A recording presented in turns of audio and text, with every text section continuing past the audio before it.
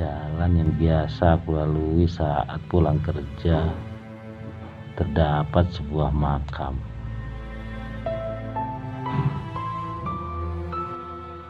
Dan di sebelah makam itu terdapat sebuah puskesmas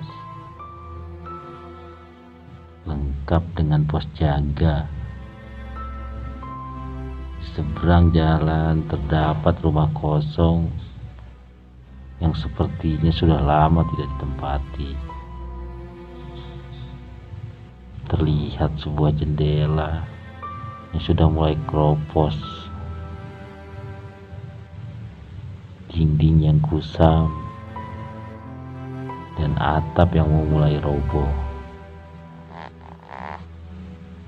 Warga desa yang berjaga di pos keamanan sering bercerita jika di tengah malam sering terdengar suara-suara aneh, suara menangis, suara meringis kesakitan,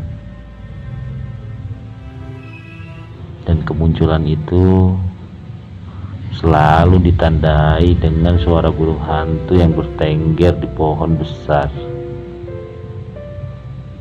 Saya cukup penasaran mendengar cerita warga tersebut, tapi saya tidak peduli dan tak ingin membuktikan apakah benar yang dikatakan oleh para warga itu. Karena memang hampir setiap malam aku selalu lewat jalan yang ada kuburan itu. Jika pulang larut malam, jalan itu memang jalan utama bagiku.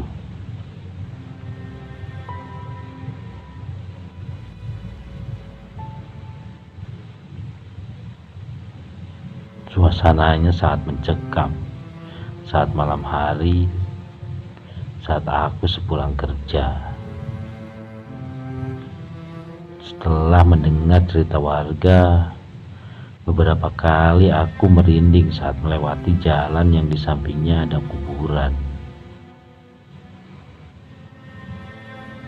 Walaupun sebelum mendengar cerita warga, aku juga sempat merinding saat melewati jalan tersebut.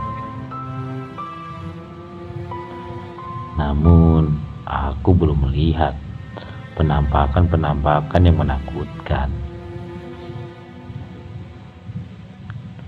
Di suatu malam, seingat aku hari Kamis malam Jumat, aku pulang larut malam.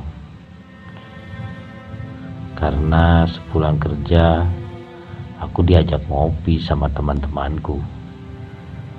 Biasa melepaskan penat seharian bekerja. Singkat cerita, aku pun akhirnya pulang dari tempat minum kopi bersama teman-temanku.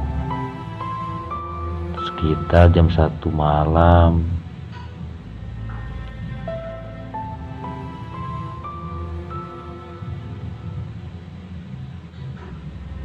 hampir jam setengah 2 malam menggunakan sepeda motor. Sekitar pukul 2 kurang 15 menit waktu itu, saya pun berada di jalan yang ada kuburan itu. Alangkah terkejutnya aku saat itu. Aku melihat ada seekor burung hantu yang berukuran besar bertengger di kabel tiang listrik pas di depan pohon beringin besar itu. Belum pernah aku melihat burung hantu sebesar itu. Ukurannya hampir sama dengan burung elang dewasa.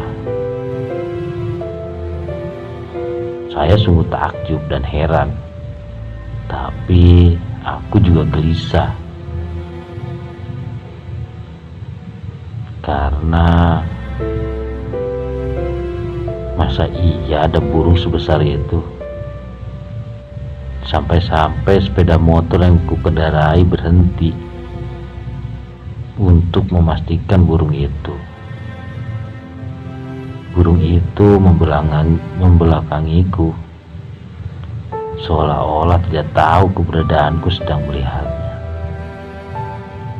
Beberapa detik kemudian, aku pun cepat-cepat menarik gas motor meninggalkan area kuburan itu. Namun, rasa kaget dan terkejutku ternyata belum berakhir. Tapi ini lebih dahsyat lagi. Betapa tidak, baru beberapa meter lewat ketika melintas di titik jalan antara rumah kosong dan area kuburan, aku berpapasan dengan sosok lelaki yang betul-betul membuat bulu kunduku merinding. Saat lampu motorku mengarah kepadanya dalam suasana yang begitu temaram, aku pun melihat wajah lelaki itu amat pucat dan sangat rusak.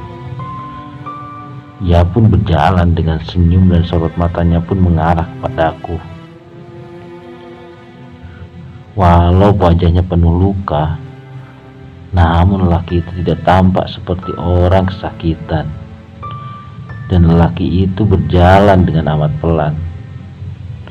Namun saat itu tidak jelas apakah dia berjalan di atas tanah atau tidak.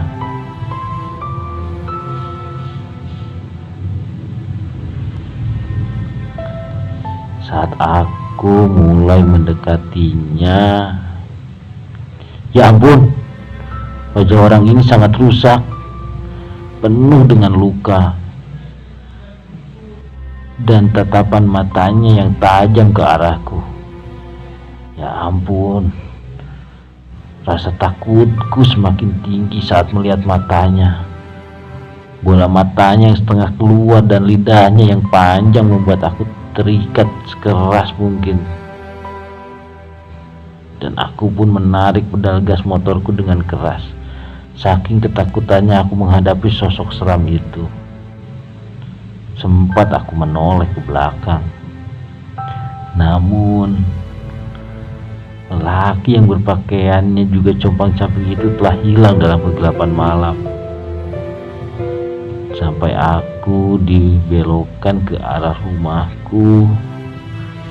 Tiba-tiba motorku menjadi berat. Seakan-akan aku menaiki tanjakan dan membawa barang-barang yang sangat berat. Aku pun terus tarik pedal gas motorku. Namun motorku tetap saja tidak mau melaju. Sampai akhirnya tiba-tiba suara angin bergemuruh berhembus sangat kencang ke arahku. Sampai mataku pun terpejam. Dan saat aku membuka mata, tiba-tiba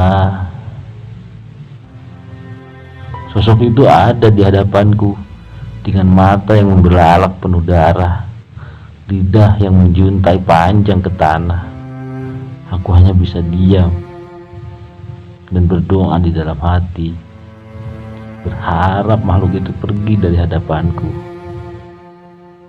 Ingin rasanya aku pingsan, tapi aku tidak bisa. Aku hanya bisa pasrah waktu itu. Sampai akhirnya ada suara azan subuh.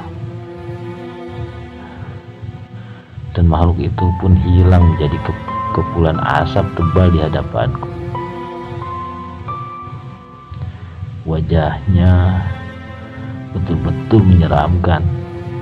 Aku yakin siapa saja yang melihatnya pasti lari terbirit-birit karena tidak sanggup melihat sosok makhluk itu.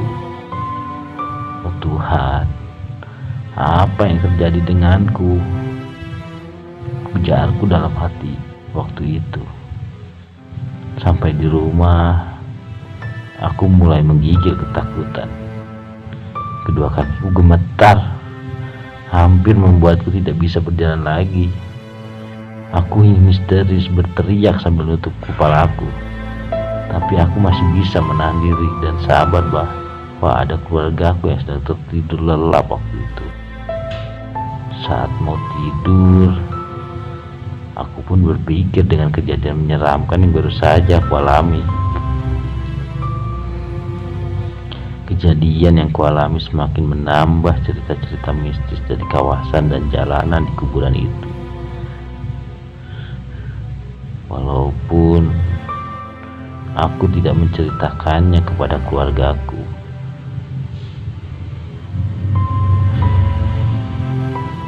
rasa penasaran akan cerita-cerita warga tersebut